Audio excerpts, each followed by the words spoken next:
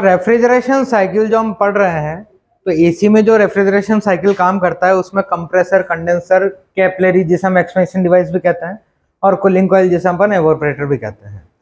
तो कैपिलरी का काम क्या है? इस गैस के प्रेशर को, यानी जो गैस जो लिक्विड फॉर्म में बन गई है कंडेंसर में, उसके प्रेशर को कम करके कूलिंग कॉइल में देना है।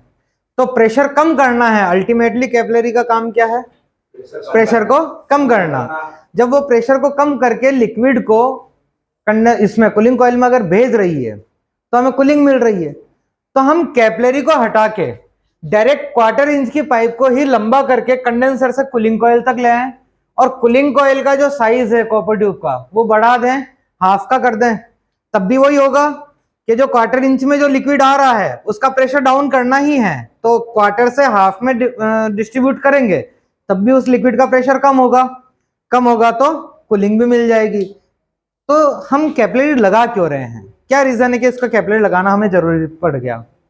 प्रेशर तो कम हो जाएगा, इतनी कूलिंग नहीं, लिक्विड है पूरा आ जाएगा, कुछ भाप बनेगा, कुछ इधर आ जाएगा। तो जब लिक्विड अगर आ ही रहा है कूलिंग कॉइल में बिना कैपिलरी के यूज किए, तो हम तो चाहते यही है ना कि कूलिंग कॉइल के अंदर लिक्विड आना चाहिए। तो कैपिलरी क्या काम कर रही है? उस लिक्विड को ट्रांसफॉर्म ही तो कर रही है, एक्सपेंड कर रहा है, यानी फैला के कूलिंग कॉइल में डाल रही है जिससे हमें कूलिंग मिल रही है, और इसका प्रेशर भी डाउन कर रही है। तो ये काम तो हम 1/4 की पाइप लेके उसका आगे अगर हाफ का पाइप जोड़ दे तब भी काम यही हो रहा है। कूलिंग कॉइल अगर हाफ की है तो उसमें थोड़ा बहुत और मॉडिफिकेशन हो जाता, थोड़ी कॉइल छोटी कर देते ताकि पूरे में लिक्विड घूम जाए। तो इसका क्या रीजन है कि हमें प्रॉपरली कैपिलरी का ही यूज करना पड़ रहा है। मेंटेन करते हैं, मेंटेन के हिसाब से अपन इसमें भी मेंटेन रख लेते। गैस को फैलाएगा कैसे? जब वो बिल्कुल कैपिलरी बिल्कुल पतली पाइप है उसमें से वापस मोटी पाइप में डाल रहे हैं, तो मैं सेम टू सेम यही तो कर रहा हूं। 1/4 इंच की पाइप है, उसका आगे मैं हाफ का पाइप जोड़ रहा हूं, जगह डबल हो गई, लिक्विड तब भी फैलेगा। प्रेशर तो कम हो जाएगा, बट टेंपरेचर इतना कम नहीं हो पाएगा ना जितना चाहिए। देखिए, सारी चीज का अल्टीमेटली आंसर समझिए कि क्या है। ये भाई जो रेफ्रिजरेशन साइकिल चल रहा है उसमें जगह जगह प्रेशर अलग है, टेम्परेचर अलग है। अब हम क्या कर रहे हैं यहां पे, अगर हम सपोज कर रहे हैं कि अगर 1/4 इंच का पाइप और कूलिंग कॉइल के अंदर जो 1/4 इंच का पाइप है, इन दोनों के बीच में हम लगा रहे हैं कैपिलरी जिसका साइज बहुत पतला है, 0.050, 0.055, 0.060। ठीक है, तो ये तो हम कर रहे हैं बिल्कुल कैपिलरी के साथ में। अगर ये कैपिलरी हटा देते हैं तो आपके यहां का जो प्रेशर है, जो कंडेंसर का जो प्रेशर है, वो क्या हो जाएगा? डाउन हो जाएगा। कंप्रेसर का अगर प्रेशर डाउन हो गया तो क्या वहां पे लिक्विड प्रोसेस बन पाएगी? क्योंकि R22 अगर लिक्विड कंडीशन में है, उसको बॉईल करके अगर वेपर बनाना है तो उसको -40 डिग्री सेंटीग्रेड मिल जाता है, तो वो बॉईल हो जाता है। और हमारे यहाँ पे टेम्परेचर कितना है अप्रोक्स? कंडेंसर के बाहर निकलते ही अप्रोक्सीमेटली 50 से 60 डिग्री के लगभग, यानी इस टेम्परेचर पे तो वो लिक्विड वापस क्या होगा? बॉईल हो जाएगा। कहने का मतलब लिक्विड रहेगा ही नहीं, वो वापस वेपर में कन्वर्ट हो जाएगा।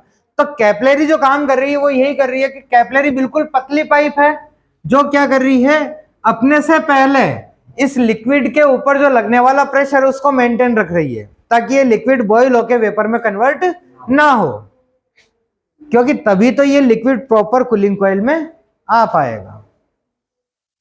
तो कैपिलरी का मेन मोटिव क्या हो गया?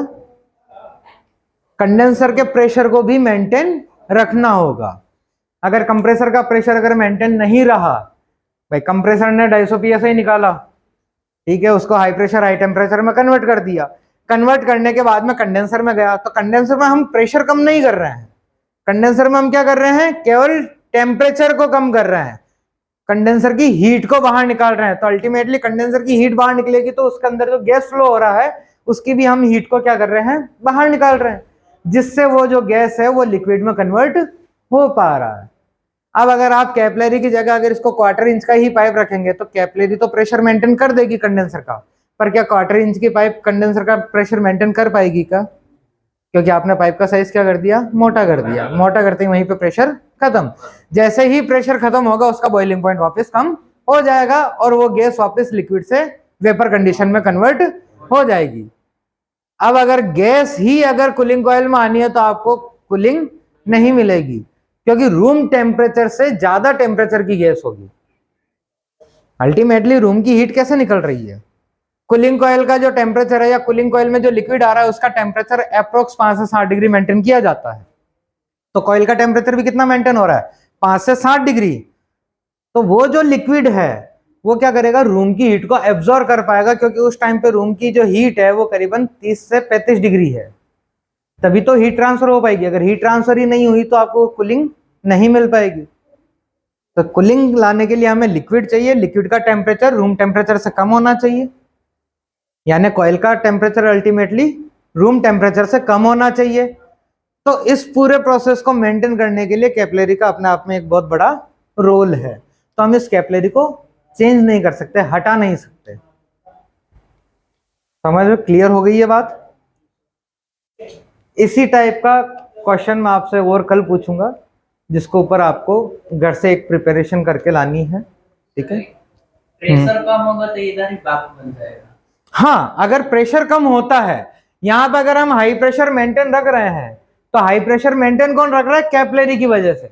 यहाँ पे जो कैपिलरी है वो इस प्रेशर को मेंटेन रख पा रही है। अगर यहाँ पे प्रेशर नहीं होगा तो वो जो लिक्विड है वो वापस किस में चेंज हो जाएगा? गैस में चेंज हो जाएगा, और ये गैस ही सीधा कूलिंग कॉइल में आएगी। कूलिंग कॉइल में अगर गैस आती है तो उसका कोई मतलब नहीं। तो इसी टाइप के मैं और सवाल भी पूछूंगा आपसे, जिसका आपको एक सवाल मैं आपको कल दूंगा, तो उसका आप आंसर मेरे को बताएंगे। ओके?